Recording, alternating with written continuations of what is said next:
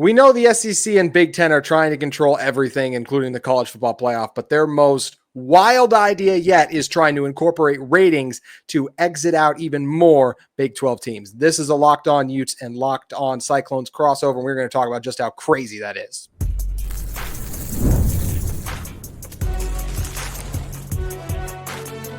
You are Locked On College Crossover, part of the Locked On Podcast Network. Your team every day. Hello, everyone, and thank you for making Locked On Utes and Locked On Cyclones your first listen of the day. We are part of the Locked On Podcast Network, available wherever you get your podcasts, as well as on YouTube. If it's your first time listening to the show, make sure you like and subscribe. My name is JT Wistrcill. Excited to have on today's show the host of Locked On Cyclones for this crossover, Nick Marovets. Nick, really appreciate you making the time to come on, man. And this is something we had to unite on. Big 12 has to come together because what the SEC is trying to do is wild. There's all these meetings going on. They're trying to change the playoff format. They want to get 16 teams in. It's going to happen. Fine. But if there's one thing we have to try and take a stand on, it's the idea that they want to use ratings as a way to get as a criteria, which is just going to once again more and more get a slant to SEC and Big Ten. You guys, they can do whatever they want. Obviously we hate it, but like there's some things that fine. We just have to surrender and give up on. We cannot allow ratings, them take it off the field to get these teams in. It would be a crime. That's what I was saying is it feels like it's completely unrelated to football. Now, I understand that the better your football team is, the more ratings you're going to garner. Like, I understand that concept. Obviously, there's a reason that some Big 12 teams don't quite scale to the Big 10 or the Big 12 because they're just not as good. Like, I understand that. But it feels to me like, is record the same then as ratings? Like, why? Can you answer this? Is that the same? Am I missing something? I just imagine a last year's Florida State team. Obviously, they wouldn't have gotten in, but the fact that they could disappoint like they did, and one of them, let's say they have 4 losses and the Big 12 team has 2 losses, and then someone goes to, like, let's say this is Utah or Iowa State, right? If someone's trying to argue for Florida State and they go, well, they did have better ratings. Like, what are we talking about? 10 years ago, if anyone brings that up, we would all just stop, laugh, and just fall over in our chairs. And the fact that this is actually a thing just shows what's one of the many things that's wrong with college athletics right now. Well, and Miami probably would have made it in then last year. No, like as an ACC, absolutely over SMU, absolutely. Right. Yeah. Just where everything fell, the chips were where they were. And I don't think Miami was necessarily a playoff team. Granted, obviously Iowa State did beat them in the Pop-Tart Bowl, but Cam, didn't play in the second half of that game. And there's all these question marks, and it doesn't matter. Iowa State won that game. Mm-hmm. And was Iowa State a playoff team? No. And so to guess and to say that Miami would be a playoff team with the TV ratings being involved, then I guess Iowa State has to be a playoff team. No, wrong, because they are not going to hit that rating mark, and they just aren't in that market. I don't think that that's fair at all. I don't see any way that translates to the field directly, and that's what we're trying to get at. I have been confused for years. Is it the best 4 teams or the 4 most deserving teams? Now there's a third option, the either best 4 most deserving, or I guess it'd be 12, 12 best, 12 most deserving, or 12 best viewed, 12 most viewed teams of the year. That's not the same thing at all. They say best. And last year, I was really proud of them for I felt like standing by it, because anyone who's trying to argue that Alabama was the best, it's like, we have to talk about the Vanderbilt loss, the Oklahoma loss. We put up 3 points, and you can't just talk to me about, the SEC, it's just different. Then why do you want, like you just talked about, like we see them in these bowl games go out, disappoint, underwhelm, and not look good. I mean, Nick Saban all the time is pounding the table to try and get his, he was saying Ole Miss, like what would Ole Miss be in the Big 12? And I always say, I don't know, Nick, but what if they lost? I mean, they lost to Kentucky. I don't think Kentucky would have been very good in the Big 12. And I think Ole Miss would have had several losses too, because at the end of the day, it's still football. It's hard to win on the road. And just once again, Nick, it just sucks that they are continuing to try and take this away and off the field. I said a few months ago, I think auto bids would be the worst thing for the sport. This letting teams in based on ratings actually being like one of the scale tipping factors would by far be worse than auto bids. Well, yeah, the auto bids being potentially a 4-4-2-2 or whatever it is already feels unfair. It does. But from what I understand, and you can correct me if I'm wrong, but the SEC and the Big Ten control this entirely. Like, they are the ones that are making these decisions as far as the college football playoff moving forward. And for them to go in the TV ratings kind of avenue, to go down that decision-making path, it feels like it is directly almost targeted solely at the Big 12, because there are ACC teams that surpass Big 12 teams as well. And so what does the Big 12 do from here? Where do they go? Do you have to move to a Big 10 or to an SEC? I know there are already conversations that are at least being talked about, for some Big 12 teams to move on, because it's an undervalued conference. I don't feel that way. I feel like this conference is very competitive. I feel like it's very, parity driven. You never know who's going to win it. I think the last time there was a repeat champion, it was Oklahoma from 2015 to 2020 or something along those lines. And obviously Oklahoma has since moved on to the SEC. Very parity driven, unbelievable league. It just doesn't have the same numbers. And so if these leagues move, or if the playoff model moves towards a ratings based idea kind of concept, do these Big 12 teams have to consider moving on from the Big 12? And it's nothing against the Big 12 as a conference, but it's just not the same, as if you're in the SEC. Do you get more views automatically? It's just, well, you do. I mean, literally, like you said, like automatically you do. We know that it's difference of 4 versus 2. And Nick, I really do. I hate the fact that we just want to put these teams in just because, like, last year's, like, once again, it's supposed to be about earning it, going out there on the field. And everyone was telling me about what a massive gap there were between these Big 10, Big 10 SEC, and then the Big 12 and ACC. But then I watched Texas need a miracle to beat ASU. And I'm like, yes. So is there really a gap? Right. No, I agree. That was the game that stood out to me, and it was very much a much-needed game for the Big 12. ASU was a major underdog. Obviously, Texas, ACC, all of those conversations were being had, even when Texas was in the Big 12. It was, they were way above everybody else.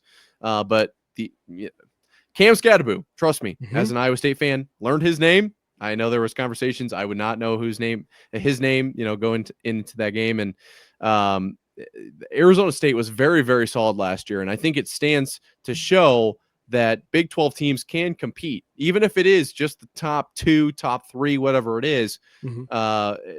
There are very good teams in the Big 12. There absolutely are. Also, I can't forget Scadaboo either. I made the joke after UT ran all over Utah that I will going to see Scadaboo in my nightmares. They made it into a song. It became a song, Nick. That's how they wouldn't let it go. And I was like, well, it's true. Like, that's why I'm glad he's off to the NFL. I forgot, where did he see Giants?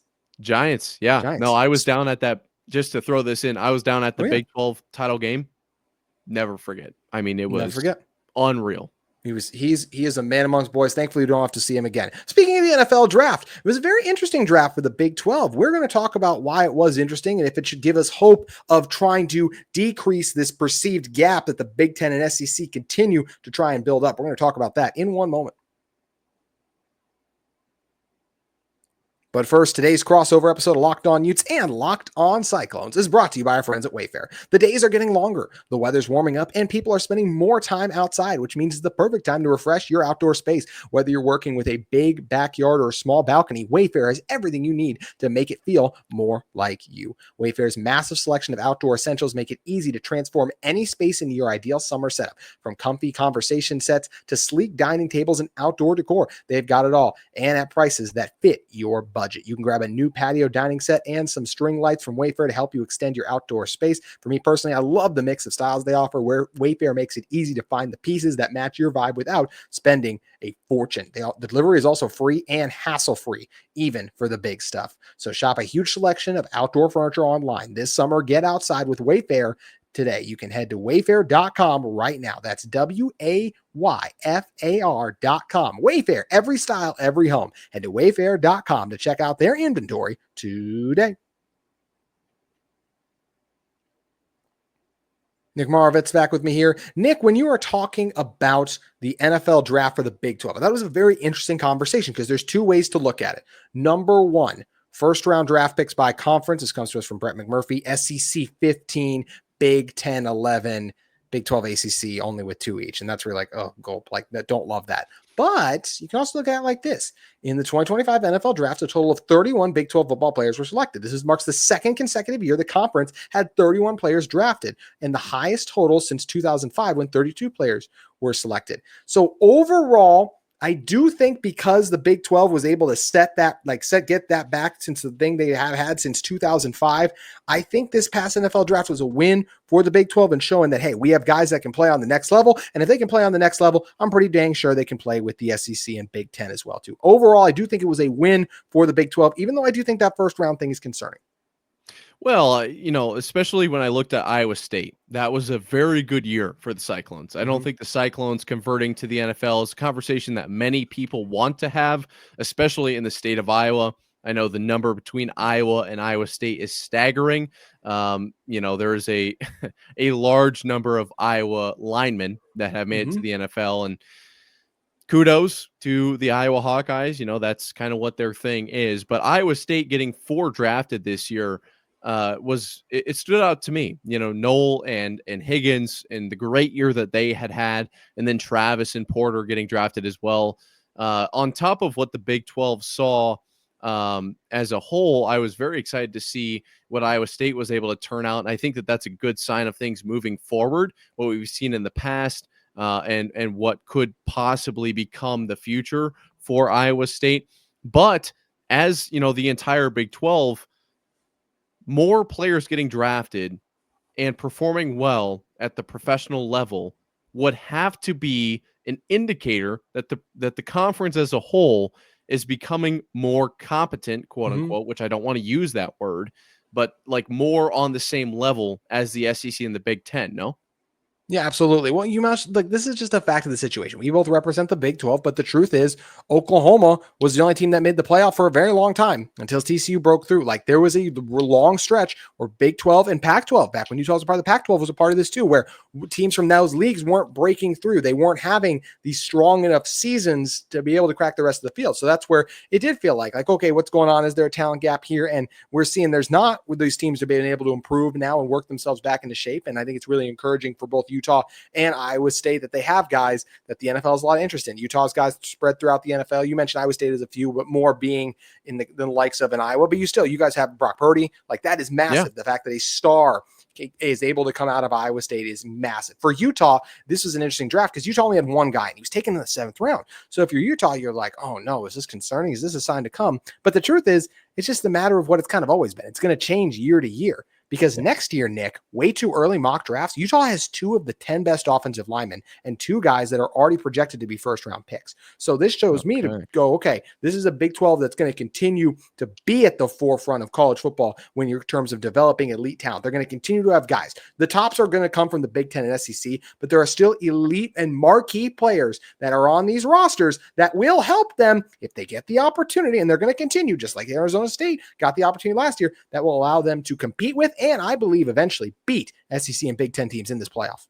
Well, and from Iowa State's perspective, it's great to hear from Utah. Obviously, hope that they play well when they're not playing the Cyclones and all of that. But from Iowa State's perspective, Rocco being recruited to the SEC multiple times through different transfer portal windows, not only in the fall but in the spring. Obviously, you have to know, or at least assume, that he will be drafted fairly highly. Is it this year? Is it next year? When does he declare? How does he do this year?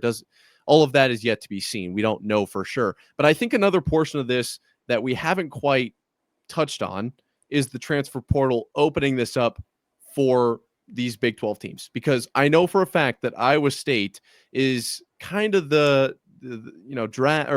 recruit 2 or 3 star guys, develop them into absolute dogs, into real legitimate players.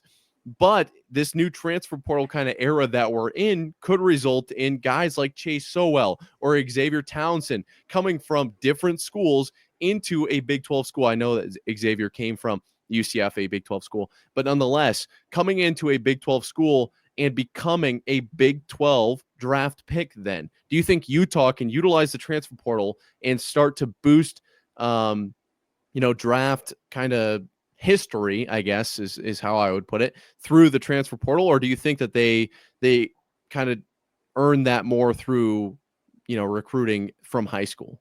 They definitely earn it more from recruiting. They have not had great transfer portal to NFL success. They've had transfers come in and perform good. An example last year, though, like without the portal, Caleb Lohner, that was the only guy that got drafted for Utah. And Nick, it's fine too, because he was a basketball player. Like the only guy that got drafted on Utah's football team was a guy who played basketball for 4 years and then came to Utah for his final one. And then he's the one who gets drafted, all on potential. Sean Payton sees something in him. But yeah, this is a Utah team that most of their production has come from the recruits and guys as well. And I do think that in this NIL era, there is still a chance that being a team that recruits strongly can still benefit you a lot. Yes, you want to be the Oregons of the world, the whoever who has the best NIL war chest that you can bring in guys. But there is something very valuable that Utah, and I think Iowa State in a similar way, can still offer. You can go to Oregon, wherever, and you can ride the bench for a couple of years. Or you can come right away to Utah. I mentioned one of those linemen. Spencer Fano was one of the guys. He was an All-American last, like one of the top projected offensive linemen. He was not great his freshman year, but the fact that he got on the field his freshman year, was able to play. And that's a hard position to play at offensive line. And then parlay that into his second year, the success he had, that's what Utah will continue to offer. And that's, I think, something they can take advantage of. If they can make a competitive enough NIL offer, then it's like, hey, you can come here and play for us and start right away. And heck, if you start here right away and have a good year your freshman year, then you're going to raise your NIL even more than what that other school was giving you to come there. So those are advantages, I think, for schools like a Utah and an Iowa State that do not have the deepest NIL pockets. So Iowa State in this last draft had 4 players drafted, 5 picked up as undrafted free agents.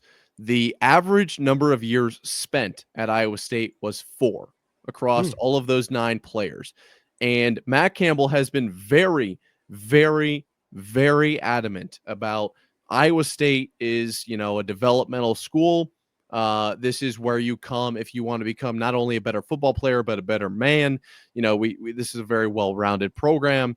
Do you think that this is hurting the Big 12 if Utah is kind of going about that in the same way of this is, you might not, it's not really a transfer portal kind of based program. Like I haven't seen enough from Iowa State in the transfer portal to think that this is where they're going to build their team. From what I've seen from Iowa State on my end, they want to build through recruiting and keep these players because the culture is so great. And it is. I'm not mocking that at all. It comes out as maybe that tone, but I am saying it in an emphatic way where Iowa State prides itself on the culture it has and the ability to not only, develop them and develop players into unbelievable football players, but into great men.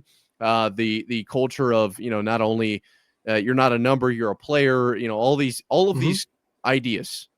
That's what Iowa State prides itself on. Does that kind of give the Big 12 or Big 12 schools as a whole a leg back necessarily? It can in some ways, but in some ways it can also help. I'm very curious what happens with Utah this year because this will be the most portal dependent they've ever been. Every major offensive statistical contributor, the Lomu and Fano, the 2 guys I mentioned next year, are going to be in the NFL draft. They were guys that Utah brought in, recruited, and had success. I expect all of Utah's top pass catchers, Utah's best backs, and Utah's quarterback too. They are all portal additions. So that's where Utah is using a blend of that. But then I also look at some of Utah's top defenders. Those are the guys they recruited and were able to bring in too. And I think you have to maintain some level of that. I do not think you can do, like, I know it worked for Indiana last year, but we saw Deion in his first year at Colorado. It did not go great when he went all portal. I don't think you can go all portal and succeed. I think it has to be a mixture of you add quality recruits and develop them to your program. And then what you do is you fill in the needs with the transfer portal. And so I do think in some ways that can hurt the Big 12 if you're not getting the top guys in the portal, but because you're keeping your culture intact, that's where it can also help you too. Nick, I am curious for you guys, like you mentioned the Cyclones, Matt Campbell being a traditional coach as well. How do they use the transfer portal as some way to fill in certain holes on the roster, or are they kind of towards the bottom of the Big 12 and transfer portal in general of not adding as much guys because they do believe in just building and developing guys still?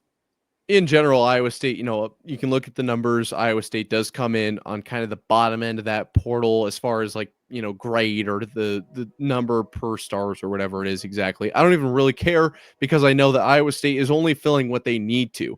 Not to get too far into the weeds here, which we might in this third segment, so stick around for that. Yeah. But but Iowa State really made moves where they absolutely had to in the fall, a couple in the spring that I think were more derived from losing guys in the spring as a result of this whole, kind of looming court case. What could happen to NIL? What could, potentially transpire? Guys transfer before things go down, and then all of a sudden Iowa State has to respond. That's how I viewed it. So their portal grade isn't that great, but I don't think it had to be. I think they were very, very good prior to this, and I'll break that down more, I'm sure, before we break down kind of what's going down in the third segment here. Yeah. One thing I actually want to ask you, though, before you get to the third segment, Matt Campbell is a guy that I do think him and Kyle Whittingham have a lot of similarities in terms of how they like to run their program, the cultures they've done a good job of building. Where do you think Matt Campbell currently ranks among Big 12 coaches? Is 0 an option? Can I go above 1? Is that available? No, I think Big 12 as far as and there's nothing against any one particular Big 12 coach. I have no problems with anyone in the Big 12. I love the Big 12 conference as a whole, but I do think that Matt Campbell, the way he conducts his program, in my opinion, is second to none. It just every time he speaks, I am ready to run through a brick wall. He's got his priorities straight. None of them have ever changed.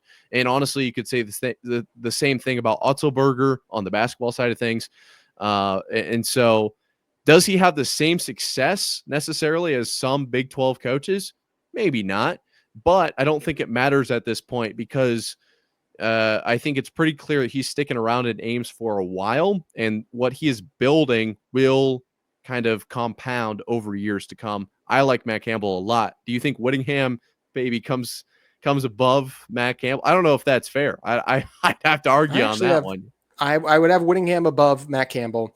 I actually, this is where, some Utah. I actually have one coach above Kyle Whittingham. I think I'll save that for a future squad show because it's not going to be a popular pick. It's not Dion. It's not Sataki. It's someone else recently. There was someone who did enough last year that I think he genuinely deserves to be considered the best coach in this conference right now. I think I know who you're picking. You could probably figure out who that is, but that's a good, I'm sure we'll get into that on a Big 12 squad episode in the future. Speaking of the future, Nick, Utah has aspirations to compete in a Big 12 title. And I know that Iowa State, after coming up short in that title game, but reaching it last year, obviously has those same aspirations. So do you feel like this is a Cyclones team that if Utah, for Utah's perspective, Utah wants to be a team that can get there, as I mentioned, do you feel like this is an Iowa State team that is well equipped to run it back and reach that title game next year? Oh, absolutely. I've done a deep dive on this roster. I see maybe one area that isn't as strong as last year, which is it was surprising to me to talk to some people closer to the Cyclones and hear that they don't think that this next upcoming team is as strong. I was very shocked to hear that, genuinely, because Iowa State is returning a boatload of players from injury, not only at the tight end position, but particularly at the linebacker position. I do think that the tight end additions this year will be huge for the Cyclones because of obviously the loss of Knoll and Higgins, and the Cyclones having to pick up some production in the passing game. But the linebacker position, could be even larger because Iowa State's run defense last year was not great, to say the least. Obviously, the pass defense, very, very good. But when you can't stop Cam Scattaboo, then it kind of opens up all doors, right? That becomes a real problem. And so, yes, the defensive line does not look amazing right now from what I have seen. Obviously, we haven't gotten to fall camp. We've got a long ways to go. But the linebacker unit could even make up for that. And potentially, you know how zone coverages work. Linebackers drop into coverage all the time. We could be looking at a legitimate, very, very solid defensive unit from Iowa State because of the linebackers that are coming back. I really, really like where Iowa State is at, especially, and I haven't even talked about yet, with Rocco. Obviously, another year of development. Xavier Townsend, a high school friend coming over. Look at the comparison I always make is Aaron Rodgers and Devontae Adams. Like, how bad does Aaron Rodgers want Devontae Adams on his team? For a reason. It's for a reason. So I like where Iowa State is at across the board. What about Utah? I do feel like this is a Utah team that can absolutely get to the Big 12 title game. We're going to talk about something in a little bit about like, hey, they fell short. Would it be a disappointment? But for this Utah team, I do feel like they have the pieces to get there. What held this Utah team back last year? In all of their losses, it was a one-score game at one point in the fourth quarter. The only one that got out of hand was the Colorado one. But I shouldn't say a one-score game. The Colorado one wasn't a one-score game, but Utah was driving to make that a one-score game before a really terrible interception threw that one out of them. But they were in every game. Even a team like Iowa State, Utah was in that game. They were right there. They were plays to be had. They could have had it. What was the biggest thing wrong with Utah? The quarterback play. Utah had a massive upgrade at quarterback. Now they have they turned over a lot on offense. That's because the offense was terrible last year. You have to do that. New offensive coordinator. So it's a lot of new pieces. Can they all come together? The encouraging thing is Utah is pretty good in the trenches on the offensive side of the ball. I think they're good defensively there. I actually expect Utah to take a slight step back on defense, but I still think it's a top 5 to maybe even top 3 unit in the conference. I think the offense is going to be in the top half of the league this season. I believe in Devin Dampier, their quarterback, that much. Only one quarterback in the country, Nick, last year threw for over 2,500 yards and rushed for over 1,000 yards. That was Devin Dampier at New Mexico. So now you bring him up to Utah, and I think this is a Utah team that is very encouraged. But there are questions that both these teams will have to answer if they fall short of that game, right, Nick? Yeah, you're right. And I talked about this, depending on when this airs, I think it was Monday that I talked about Rich Rod saying that if West Virginia does not make the Big 12 title game, it is a disappointment. For Iowa State, I don't know if I necessarily said that it would or would not be a disappointment. I don't think right now that I can really nail down if it would or not, just because of there are major losses, but I do think as a whole, this team is better.